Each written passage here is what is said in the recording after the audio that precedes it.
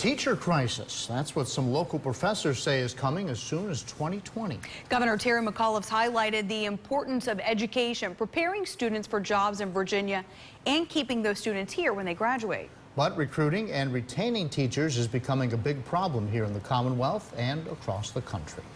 I think what has become increasingly difficult is identifying teacher candidates. For the first time, it's been more difficult to staff our elementary positions. In the past, we would probably have 3 to 4 applicants for every vacancy, and I really noticed a change in that this year.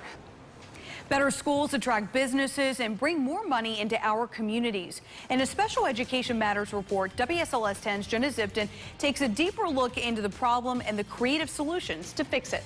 Positive one, so I'm going to the right. I'm not one of those people that always grew up and knew I wanted to teach. But teaching is what Katie Church is doing in this Chatham High School math class, and she hasn't even finished her education degree.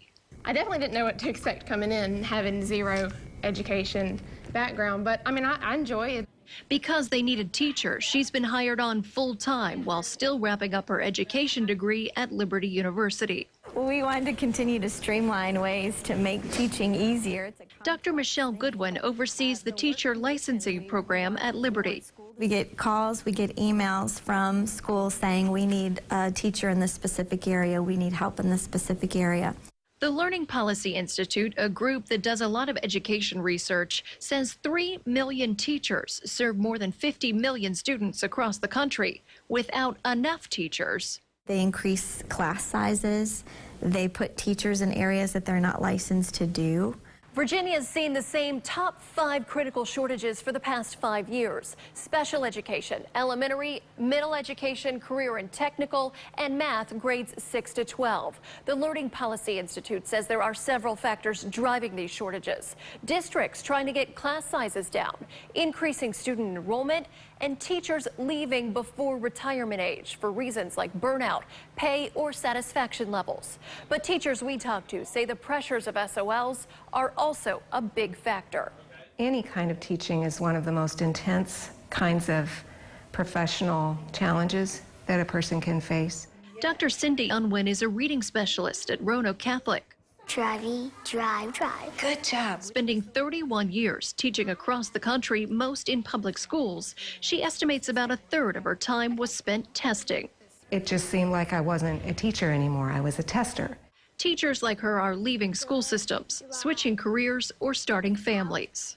That's why they're quitting. It's like, why should I do this when I don't get paid well enough, first of all, and when I have gone through 4 years of college and I am a professional and I have been trained to do what it is I'm supposed to be doing, and yet I'm not trusted enough to make my own decisions.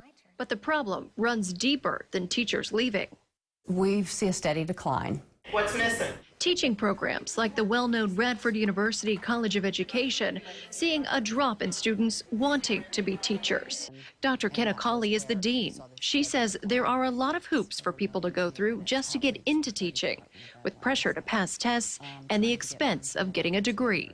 I think that we need to provide more incentives for people to go into teacher education, forgiving some loans if they pay back that time, more scholarships for teachers. Local schools have been trying to increase teacher pay to remain competitive. Roanoke City, along with other schools across Virginia, started Teachers for Tomorrow programs, getting high school juniors and seniors the beginning lessons in teaching before they go to college. What's the ultimate answer? Everyone agrees it's going to take collaboration and maybe some creativity to get students into teaching and retain teachers in the classroom. There are things that people are doing to hopefully turn the wave around to get more people going into teacher education, but some of them are Band-Aids and some of them we don't know are sustainable. In the United States, sometimes we have to be in a crisis before we make a change, and I think that may end up being what happens. So it should end up being a negative too. Meanwhile, new teachers like Katie Church are holding on to the little moments that make a big difference. Helping students, helping people have a breakthrough, anything like that. At the end of the day, that's what it's about. While there is no one solution, everyone agrees teacher shortages need to be addressed now. Superintendents meet with colleges on a regular basis, keeping the lines of communication open and brainstorming ideas to make sure students have enough attention in the classroom for years to come. Jenna Zibton, WSLS 10.